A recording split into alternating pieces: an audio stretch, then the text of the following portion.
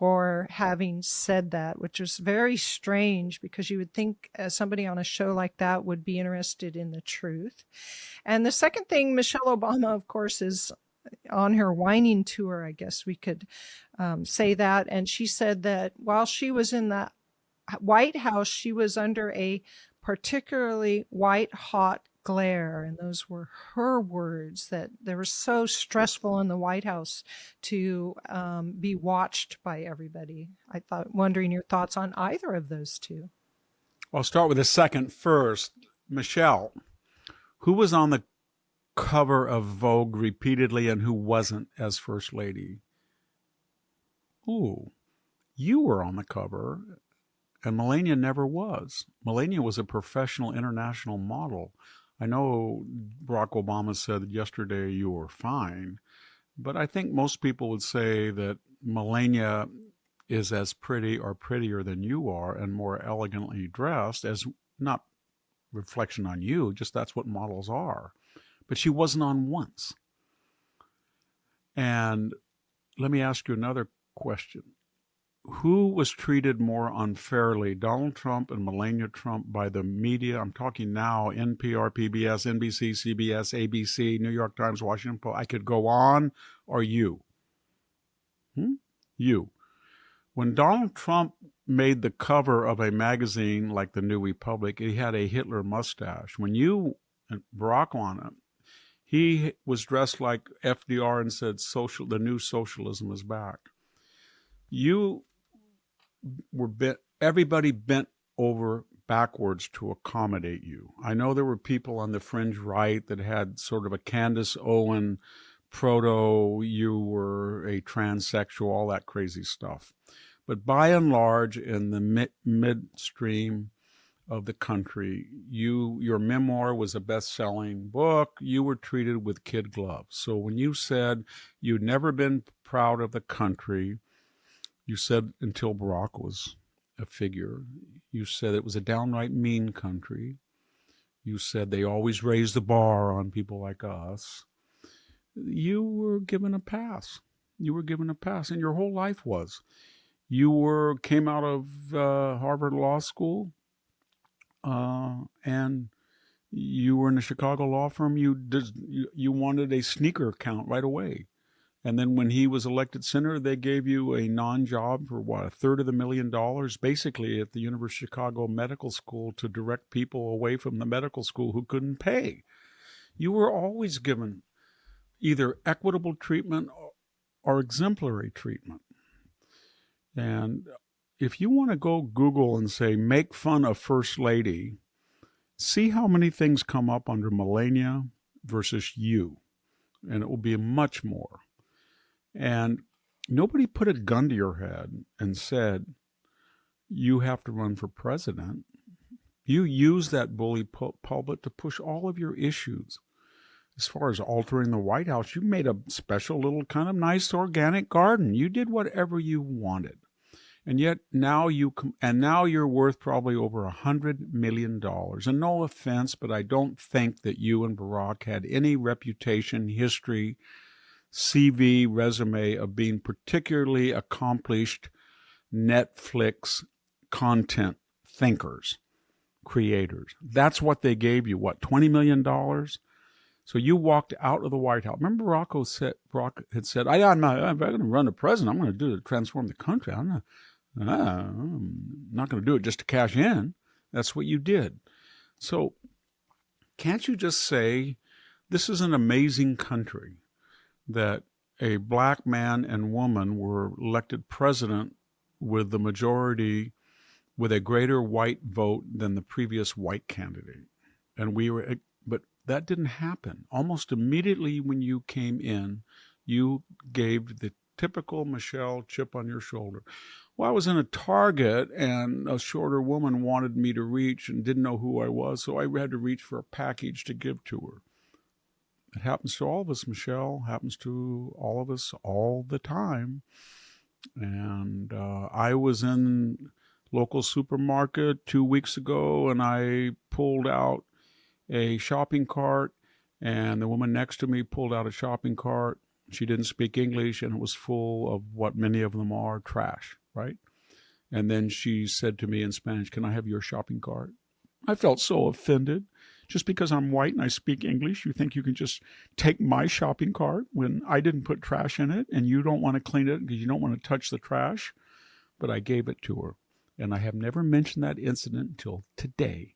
I didn't digest it and get angry that, shoo, who is this person who's probably here illegally and doesn't speak Spanish? And she comes up to me, trágamelo, bring this over to me. Things happen in life. And you can't think that way. And life is so hard on you because you have a beach estate in Hawaii that you built, contrary to many environmental regulations. You have a abode on Martha's Vineyard on the seashore cliff. I think it's 20 acres. I think you have 2,000 gallons worth of propane on that. I only have 150. I have a 3-acre little house yard. We only have 150 gallons of propane, and you get 2,000. It's not fair. And my family at one time was bigger than yours. And then you've got your Calorama mansion. You still have your Chicago nice thing and your Tony Rezko acquired big yard. And yet that's not enough. All you do, we had to pay for food. We had to pay for food when we were in the White House. Well, most America, I really doubt that they sent you a bill for a ham sandwich. No offense. But it's all complaint. And she grew up with middle-class parents, and then she's now onto the DEI. And, Barack said the other day, he's trying to whip up the racial sentiment. He said, and they just confused. They just see a black guy and they say you got the job at DEI. Well, get rid of DEI and you won't think that. And in your case, Barack, you came with a mediocre record after 2 years from what we can ascertain from anecdotal evidence, since you wouldn't release your student records. And you went to Columbia, and then you didn't release your Columbian grades, and then somebody got you into the Harvard Law School. Would you please release your Harvard Law School admissions LSAT and GPA from Columbia, and then we will know whether you got in on DEI or not.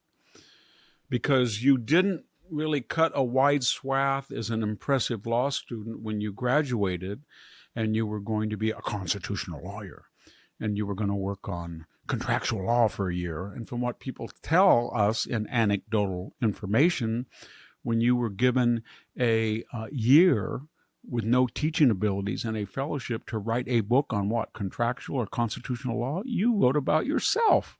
If you did write about yourself, there was accusations that Bill Ayers wrote it, and there were certain things in his memoir that anecdotes that were strikingly similar to yours. But let's not judge you. And it was a bestseller, and you were on your way to the races. So both of you have nothing to complain about. There are millions of people in America, Indian, Hispanic, black, white, who would die to have the opportunities that you have. But you can never let it alone.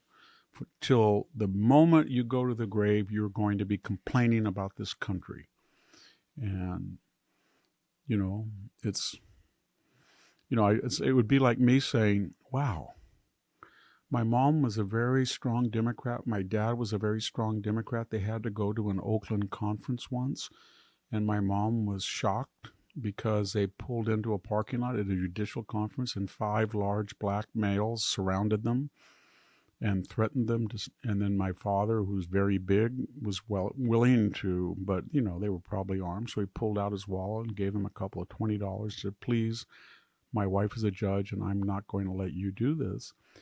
Gosh, is that what black people do? I've never gotten over that trauma. I've never gotten over it, Michelle.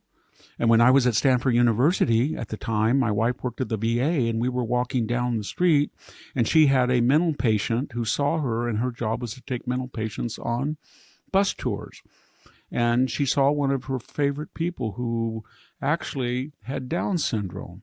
And she was attending to him, and an African-American couple, 2 males came up, got right in her face, and started emulating the way that patient was talking, making fun of them. And I said, don't do that to these 2 nice people. And the next thing they knew, they were pushing me, and everything went downhill. And I have never thought of that until right now. but I am obsessed with it. What happened to me? So, go to East Palestine, Ohio, and live there for a year, and then tell me that you're the only oppressed person in the world. I get so tired of that, of all of these elite people of any race that keep complaining about how bad they've had it. You know what I mean? Oh, it's been so bad. I could do that too. Oh, I had another sinus operation. It wasn't fair. I've had 9 operations in my life. Now that I'm looking out a beautiful little studio, I'm looking at an orchard. I think I'm blessed beyond comprehension. I have these wonderful people listening to me, but it's so unfair that my operation didn't work well. That's what we get. I don't know why she does it. Same thing with Whoopi Goldberg. She gets her new name. She gets all of this. She was a good actor in Ghost, and she was in The Color Purple. She takes off. Was it Ted Danson was her boyfriend? And then she got Barbara Walters created The View. She had certain rules of decorum. It was very popular. If there were politics, there were 2 sides. It boomed. She died. The next generation took over and wrecked it. And everybody has been sued for lying for the first time, and some judges now consider that libel. So when somebody hands you a paper from your producer who's paying you millions of dollars, and you spout off on anything that comes into your mind, and they say, don't say that Donald Trump used the auto pen unless you have evidence. And she had none. And she said, well, it was just a joke. Well, people get sued for that. I don't know if he would sue them. I doubt it. But he has sued George Stephanopoulos for lying that he was a rapist 11 times when he was never convicted of that.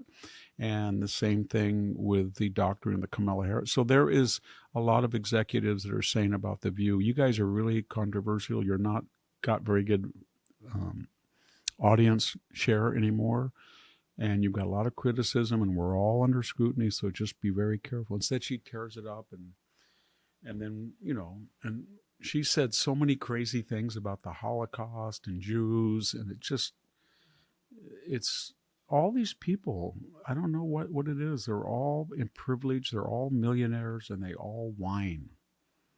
Whine. Yeah, I think that's what your audience thinks too. They listen to their complaints, and the audience and I both probably think, human life is like that. There are ups and there are downs, and we've all suffered ups Not and under downs. DEI. That's why it's Yeah. such a pernicious ideology, because you can translate any personal unhappiness into a cosmic ism or ology against you. That on this Marxist binary, you're on the 30% victims, and the 70%. The problem is, everybody, there's not enough victimizers for all the victims. So you have to say I can't find racism, but it's systemic. It's everywhere. It's insidious. You need a radon racist detector in your foundation of your home to find it. It's in everywhere. So then, of course, you can't see it, you can't smell it, but it's deadly. But only me, Professor Kendi, can find it if you buy my book.